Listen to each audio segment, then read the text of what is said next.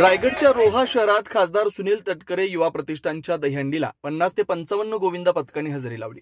यात महिलाही कुठे मागे राहिल्या नाहीत। राज्यभर दहीहंडी उत्सव साजरा होत असताना रायगडच्या रोहा शहरात आणि आजूबाजूच्या परिसरात वरसे, भुवनेश्वर, आदर्शनगर, एकतानगर, दमखाडी, धनगरआळी, मोऱ्याळी, अंधराळी, रोहा बाजारपेठ या सर्व ठिकाणी दहीहंडी उत्सव आनंदाच्या वातावरणात साजरा करण्यात आला।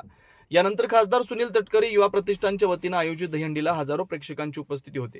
या सोहळ्यात मुंबई, अंधेरी, महाड, माणगाव, तळा, नागोठाणा अशा अनेक ठिकाणांहून गोविंदा पथक दाखल झाले।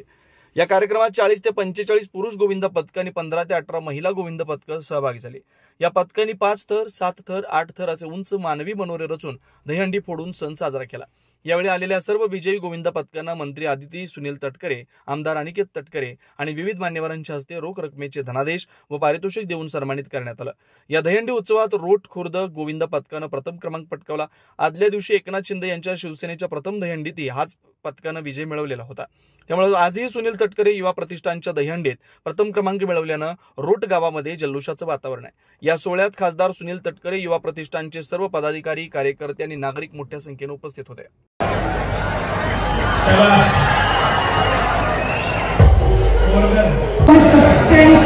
सुनील तटकरे युवा प्रतिष्ठानच्या पदाधिकाऱ्यांनी आदरणीय तटकरे साहेबांच्या मार्गदर्शनाखाली अनिकेत बाई यांच्या नियोजनाअंतर्गत हा दहीहंडी उत्सव आयोजित केला आहे आणि जिल्ह्यामध्ये जे काही मानाच्या दहीहंडी उत्सव आयोजित केले जातात त्या पहिल्या 3 पैकी 1 हा आपला रोह्याचा दहीहंडी उत्सव आहे आणि याचा एक आनंद आणि अभिमान हा आम्हाला सगळ्यांनाच निश्चितपणाने असतो।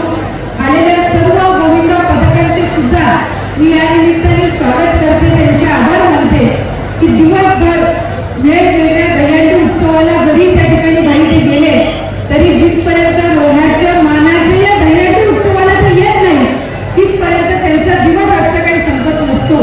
खरं तर आता वेळ संपलेली आहे, त्याचा आम्ही माणगावला होतो, माणगावला बोरगरचं पथक असेल, श्री सोंगाईचं पथक असेल, वडसगावचं पथक असेल, आम्हाला वारंवार फोन करून तिथेही मी निघत असताना ते विचारत होते की काही आम्हाला रोह्याला पोहोचायचंय, पण त्यांना आम्ही सांगितलं की साधारणपणे इथं तुम्ही पोहोचेपर्यंत कदाचित मानाच्या 7 थरांची जी दहीहंडीची वेळ आहे ती त्या ठिकाणी संपलेली असेल।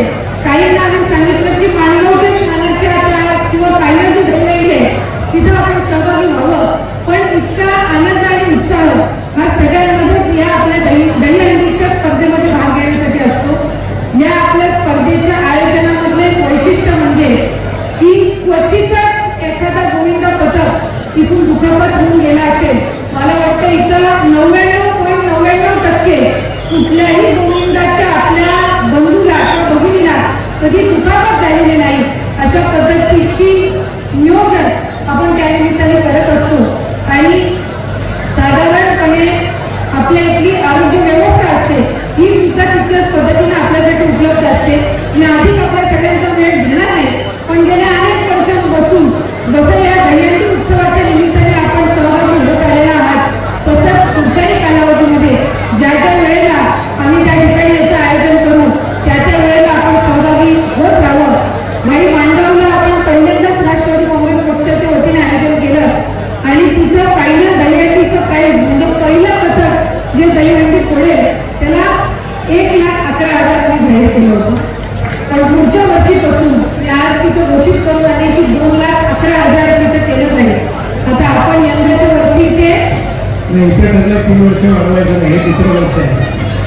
माझी आपल्याला विनंती राहील की या वर्षी जर 2,22,922 आहे, पुढच्या 1 वर्षानंतर काढा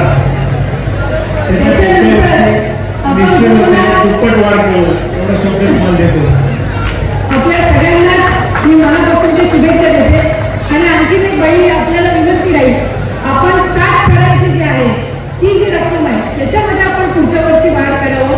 त्याचं कारण असं की सर्वात जास्ती जे पथक आहेत ते आपल्या या मानाची जे काही 7 थर लावण्यासाठी असतात ते त्याच्यामध्ये सहभागी होत असतात, अगदी जिल्ह्यातून विविध भागातून असतात आणि याचा एक उदाहरण आम्हाला पाहायला मिळालं। मी महाडला सुद्धा गेली, महाडला सुद्धा यंदाच्या वर्षी आपण स्नेहलताई असतील, आपले तिथले राष्ट्रवादी काँग्रेस पक्षाचे सर्व पदाधिकारी असतील, पहिल्यांदा 10 वर्षांनंतर आपण महाडमध्ये राष्ट्रवादी काँग्रेस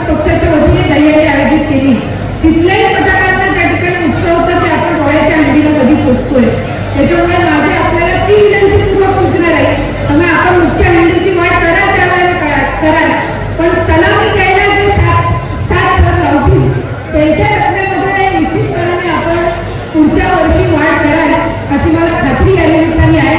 मी पुन्हा एकदा आदरणीय तटकरे साहेबांच्या वतीने सुद्धा आपल्याला सर्वांनाच मनापासूनच्या शुभेच्छा देते आणि जे पथक आता या ठिकाणी आपले थर मांडणार आहेत त्यांनाही या निमित्ताने शुभेच्छा देऊन सांगते. तुम्ही पाहत आहात विस्टा न्यूज मराठी.